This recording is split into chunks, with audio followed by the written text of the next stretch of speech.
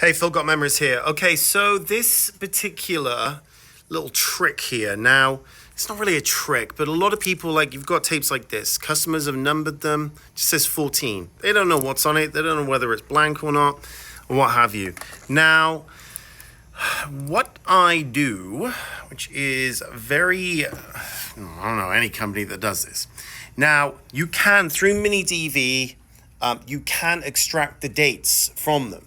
So they've got nothing written on them, but look here. So with what I do here at Got Memories, is you can see the date and timestamp. Now this isn't on all formats, but it is with Mini DV and Digital 8. And so like you can go May 30th, 2008 and go, like this is an hour, yeah, just over an hour. So June 3rd, 2008. So May to June 2008, let's just keep it simple there. So what I do, where you've numbered them, or I'll number them, whatever, is then, so you just go May, I'm doing this one-handed, May to June 2008, and June 2008. So I title them based on what this information's giving me off the screen. So it's never been seen before. So drag that into the folder here. So everything comes back pretty neat and tidy. And then there was another one here from this particular customer. So look at this tape number 3, and it says on there real hard to read, from 2003, and that's on the sticker, okay? But when I've actually played it, tape number 3, let's have a look, get that out of the way. Tape number 3 is going to pop up in a second. Here we go. So this is, March 16th, 2003.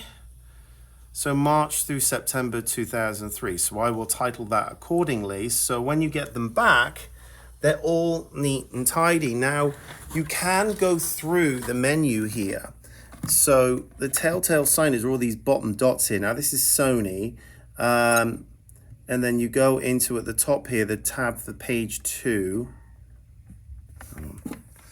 Page 2, data code. Okay, so and then it says date and time, camera data. So you just do date and time, and then boom, okay. And now it will have those lines. So when you hit play, it will pop up on here. So, oh Christ. Here's, well, didn't expect this one, but again, this is another one of the videos that, look at this, bars on the screen, pixelation, that means that the heads are dirty. So what I'm gonna do is, again, as you've seen in all my videos here, is getting the head cleaners. This is constant with Mini DV and Digital 8, is you have to watch this stuff. This is why all these companies have such shitty reviews and so many unhappy customers throughout this industry, which is atrocious. The attention to detail is nil. And everybody is looking for a cheap price. All these companies have to keep lowering their standards to lower the price and what people are willing to pay.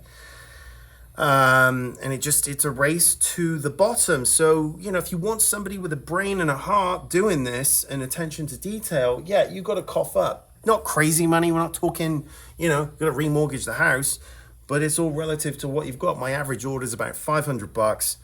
These cameras back in the day, about $900. So, it's all relative.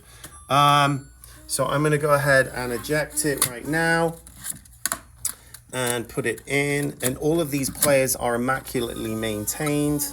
So even with it, I'm just going to rewind that tape, and then that tape is number 1. It's got a bunch of stuff on the back there, which I'll do my best to translate over, although if you do have a lot of information on the back, I am not typing out all this. Unless you type it out, I can cut and paste it over, or you can do it once you get it back. Here we go. See, sometimes with this, it's on the actual tape. Yeah. I'm going to run this head cleaner again. Sometimes it takes a 2-part pass. And also it's indicative of what, if I see the same pattern on all the customers' tapes, then it can be a problem with the tapes in themselves. I'm just going to give that another 10 seconds or so. And let's see. Give that a little clean. All right. All right, so I'm going to run that there. If it's still doing it, I will check it in another camera. And all right, start that again. No, still like it. So I'm gonna just see if I can run this in another camera. If I'm getting the same result in the same camera, same result. Yeah, this one's done. So this is another thing. It's the customer's job. I trim off all this blue screen at the end. So when I check the file, make sure this is one that I did another video on before this, on when they were skiing and it was all blocky, and I stopped the tape, restarted it again, and now the whole thing is good to go. So just gonna trim it, there we go, leave that alone for a second.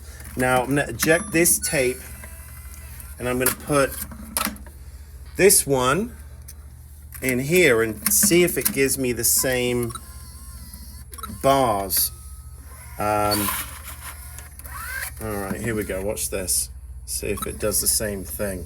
Because if it does, it's the tape. No, clear as day. So I'm gonna be using this one, and these players are really finicky, you know. I drive myself nuts, you know, somewhere, oh no, look, it's gonna crap. Yeah, look. Pixelated. It could be it is the tape, because it's just giving up issues here. All right, so I'm gonna do, what number tape is that? That is tape number uno. So tape number 1. All right, so I've rewound it, and I'm just gonna let this roll right now because something's better than nothing. So this tape has a problem with it. It is clearing up, there we go. Yeah, all right. So the audio. Oh, you got it on? It's the red up. Okay. Good.